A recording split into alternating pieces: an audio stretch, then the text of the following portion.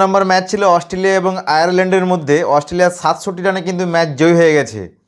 Australia প্রথমে batting করে 182 run করেছিল 6 উইকেটে 20 ওভারে। সবচেয়ে বেশি রান করেছে স্টাইনিস 45 রান 29 বলে 2 4 1 6।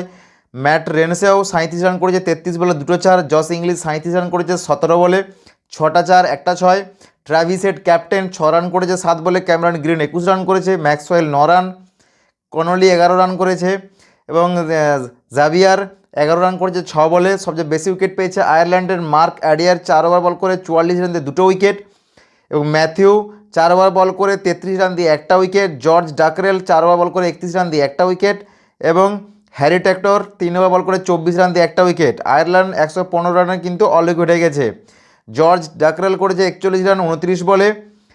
তারপর লরক্যান টাকার করেছে 24 রান 27 বলে। অস্ট্রেলিয়া সবচেয়ে বেশি উইকেট পেয়েছে অ্যাডাম জাম্পার 4 ওভার বল করে 23 রান দিয়ে 4 উইকেট ও এক অসাধারণ বোলার। নাথান এলিস 3 ওভার 5 বল করে 1 মেডেন 12 রান দিয়ে 4 উইকেট। ম্যাথিউ 4 ওভার বল করে 29 রান দিয়ে ম্যাথিউ খুনেমান 4 ওভার বল করে 29 রান দিয়ে 1 উইকেট। অস্ট্রেলিয়া কিন্তু 67 রানে ম্যাচ জয় হয়ে গেছে। এটা কলম্বোতে ম্যাচটা ছিল 14 নম্বর ম্যাচটা।